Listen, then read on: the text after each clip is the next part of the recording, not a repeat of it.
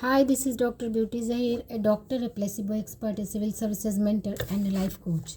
और आज मैं बताऊंगी कि किसी भी रिश्ते को कैसे अच्छा करें, चाहे वो कोई भी रिश्ता हो सकता है, पति पत्नी का, इन लॉज का, मम्मी पापा का, फ्रेंड्स का, किसी का भी।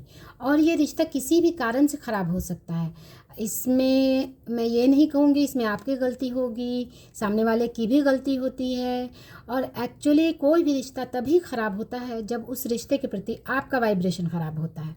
अब इसका कोई भी रीज़न हो सकता है, आपको सामने वाले की तरफ से कोई ऐसा एविडेंस, कोई ऐसा रीज़न मिला और आपने उस पर फोकस कर दिया और according to law of attraction आपको मोर एंड मोर वैसे ही रीज़न्स मिलते गए और आपका वाइब्रेशन उस रिश्ते के प्रति भी ख़राब होता गया।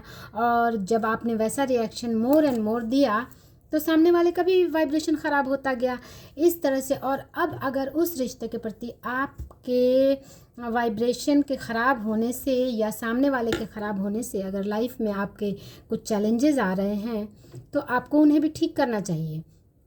इसके लिए मैं सिंपल 3-4 स्टेप्स बताऊंगी, इस पर आप फॉलो करेंगे तो कोई भी रिश्ता ठीक हो सकता है।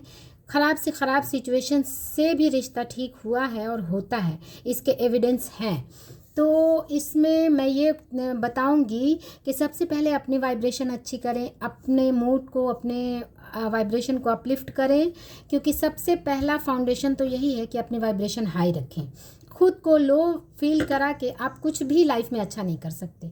इसमें सबसे पहला पॉइंट्स आता है कि उस इंसान के प्रति जितनी भी नेगेटिविटी आपके माइंड में है उन सब को इग्नोर कर दें, या आपको दिख रही है उस इंसान के लिए आपको नेगेटिविटी लाइफ में दिख रही है तो आपको इग्नोर कर देना है। मैं ये नहीं कहती कि आप पूरी तरह से उसको भूल जाओ या उसको मन से निकाल दो, ऐसा पॉसिबल नहीं है, प्रैक्टिकल नहीं है, बट आपको इग्नोर करना है कुछ दिनों के लिए एटलीस्ट।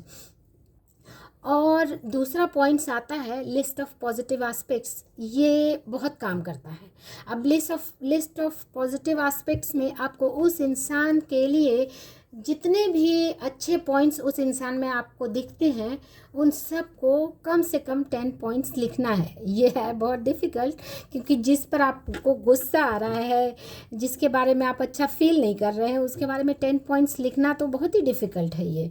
लेकिन 10 पॉइंट्स में आप कुछ भी लिख सकते हैं। अगर वो सुंदर है तो सुंदर ही लिखिए, हाइट अच्छी है तो वही लिखिए, उसके रिलेशन किसी और के लिए भी अच्छे हैं तो उसको भी लिखिए। 10 पॉइंट्स आपको डेली लिखने हैं। ये है बहुत डिफ़िकल्ट, ये इतना आसान नहीं है, बट याद रखिए कि आपको गिव अप नहीं करना है और रिश्ता आपको अच्छा करना है। सामने वाले ने कोई ऐसी जिम्मेदारी नहीं ली है और पीस ऑफ माइंड जब आपको मिलेगा तो आपकी लाइफ बेटर होगी। इसलिए आप ये ना सोचें कि हम ये सब क्यों करेंगे, क्योंकि एफ़र्ट्स आपको लगाने हैं और चीज़ें आपको बेहतर करनी है, तो सारे एफ़र्ट्स अभी आपको ही लगाने पड़ेंगे। आप सामने वाले के बारे में बिल्कुल ना सोचें। तो list of positive aspects daily जब आप लिखने लगेंगे तो अपने आप एक नेगेटिविटी उस रिलेशन से रिलेटेड आपके माइंड से निकलती जाएगी। आप रोज़ चाहे लिखें, सेम बातें रिपीट करें, बट लिखें ज़रूर, और ये बहुत काम करता है। सेकेंड पॉइंट आता है सेगमेंट इंटेंशन। अब ये सेगमेंट इंटेंशन क्या है?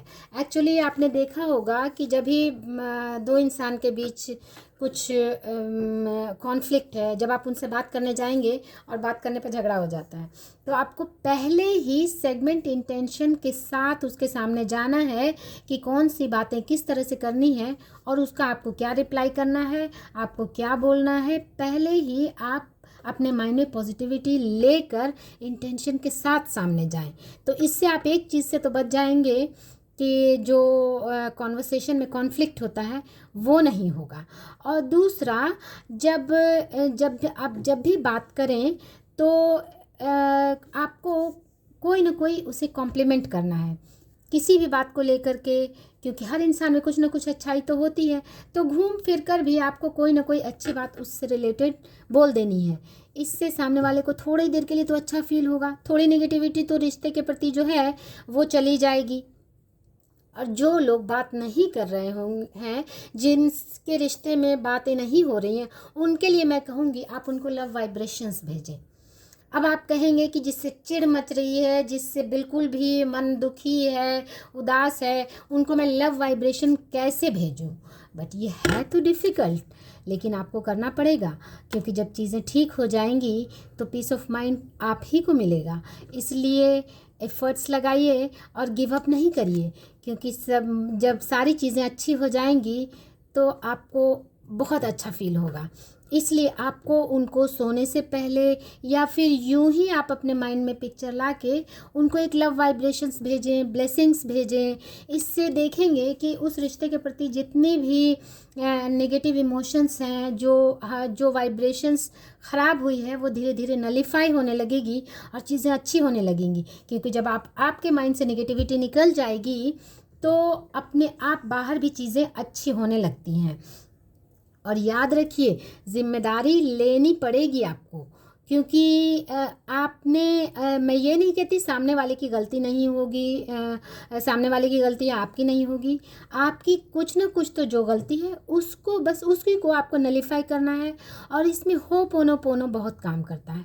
होपोनोपोनो में आप इस रिश्ते में जो कुछ भी खराबी आई है उसके लिए इतनी सी भी अगर ज़िम्मेदारी आपकी है तो आप ज़िम्मेदारी लें और कहें कि I am sorry, please forgive me, thank you, I love you.